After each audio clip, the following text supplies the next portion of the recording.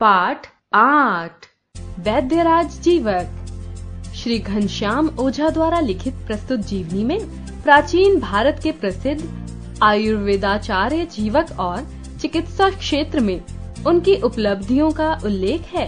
प्राचीन भारतीय चिकित्सा शास्त्रियों के ज्ञान की परंपरा को आगे बढ़ाते हुए जीवक ने अपनी असाधारण प्रतिभा के बल पर विविध औषधियों की खोज करके असाध्य रोगों पर विजय प्राप्त की। कई दिनों तक परिश्रम पूर्वक खोजने के बाद भी जीवक को कोई ऐसी वनस्पति प्राप्त नहीं हुई जिसमें औषधीय गुण न हो। वह तक्षशिला विश्वविद्यालय के विशाल परिसर के बाहर दूर दूर तक जाकर ढूंढ चुका था। अनेक अज्ञात वनस्पतियों का परीक्षण भी कर चुका था, पर उसे सफलता हाथ नहीं लगी। अंततः उसे खाली हाथ आचार्य के पास लौटना पड़ा। लौटते हुए वह विचार कर रहा था, आचार्य से अपनी असफलता बताकर क्या उत्तीर्ण हुआ जा सकता है? नहीं, उसे अभी और परिश्रम करना पड़ेगा। उसकी शिक्षा अधूरी है। उसने धरती माता के वात्सल्य का अनुभव किया था। प्राणियों के पोषण और रक्षण के लिए प्रकृति द्वारा दिए गए वरदानों से वह परिचित हुआ था। उसके मन में यह बात कचोट रही थी कि प्रकृति से इतने अमूल्य जैव संपदा पाकर हम कृतज्ञ क्यों नहीं होते।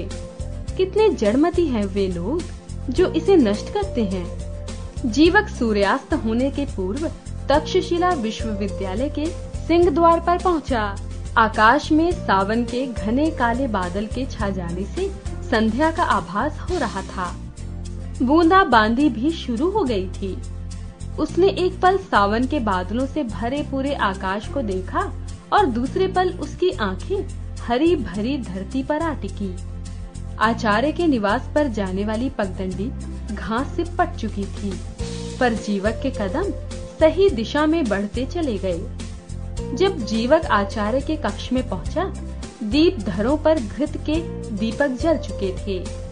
आचार्य को सामने देख जीवक ने साष्टांग प्रणाम किया। आचार्य ने आशीर्वाद दिया और पूछा, वत्स जीवक, तुम खाली हाथ आए हो?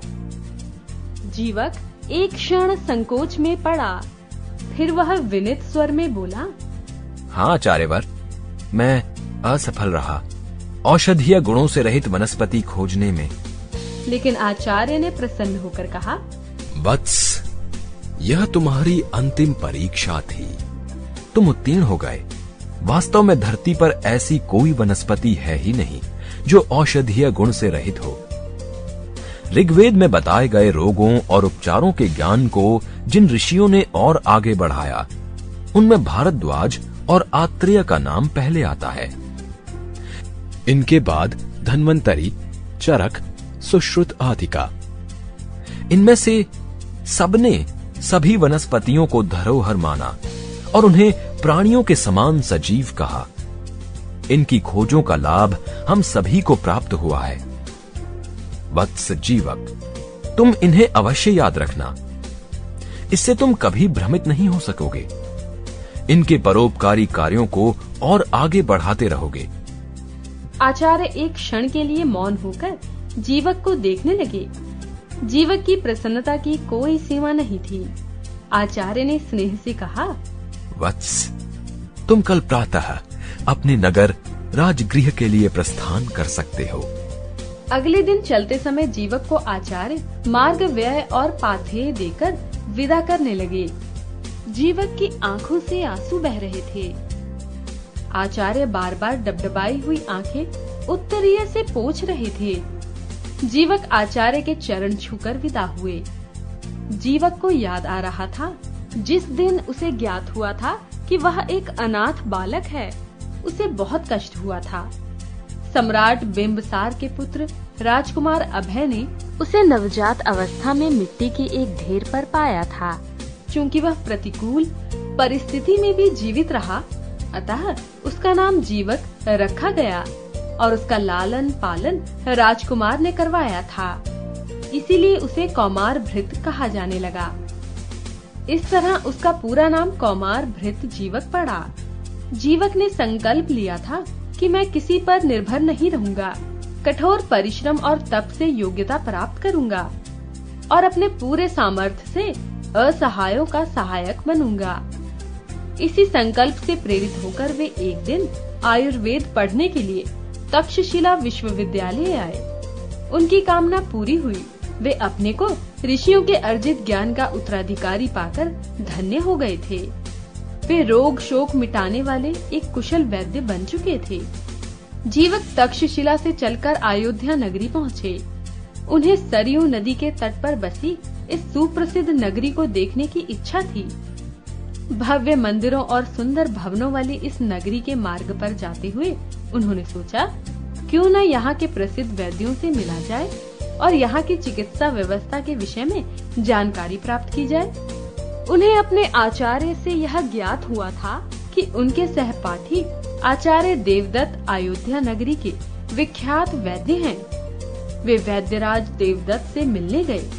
जीवक का परिचय पाकर देवदत्त बहुत प्रसन्न हुए। उन्होंने कहा, वत्स, नगर सेठ की पत्नी के सिर में पिछले 7 वर्षों से तीव्र पीड़ा है। मैं उनके उपचार में अब तक सफल नहीं हो पाया हूं। मैं चाहता हूं कि तुम नगर सेठ की पत्नी का उपचार करो। तुम शल्य क्रिया में भी कुशल हो। आवश्यक हो तो उसके मस्तिष्क की शल्य क्रिया भी कर सकते हो। जीवक ने इस चुनौती को स्वीकार किया। काफी समय से बीमार होने के कारण नगर सेठ की पत्नी निराश हो चुकी थी। वह सोचने लगी थी उसका रोग अब मरने के बाद ही छूटेगा। उसने जब युवा वैद्य जीवक को देखा तो बोली, वृद्ध वैद्य ही अनुभवी होते हैं। बेटे, तुम क्या कर पाओगे? जीवक ने विनम्रता से उनको धीरज बंधाया और गहराई से परीक्षण किया। उन्होंने शल्य क्रिया की आवश्यकता नहीं समझी। उन्होंने गाय के पुराने घी से औषध तैयार की और नगर सेठ की पत्नी की नाक के छिद्र से औषध डाली। वह औषध सेठानी के मुंह से जैसे जैसे बाहर निकलने लगी, उसका सिर दर्द कम होने लगा। अंततः वह स्वस्थ हो गयी। जीवक की यह पहली सफलता थी। अयोध्या नगरी के वैद्यों ने जीवक का सम्मान किया। उन्हें नगर सेठ ने कई सहस्त्र स्वर्ण मुद्राएं पुरस्कार के रूप में दी। राजगृह पहुंचकर उन्होंने अपने प्रतिपालक राजकुमार अभय से भेंट की और सारी स्वर्ण मुद्राएं उन्हें देकर कृतज्ञता व्यक्त की। राजकुमार अभय ने अपने महल में ही उनके रहने की व्यवस्था कर दी। राजगृह पहुंचने के कुछ ही दिनों के भीतर उन्होंने शल्य क्रिया से 2 असाध्य रोगियों को रोग मुक्त किया।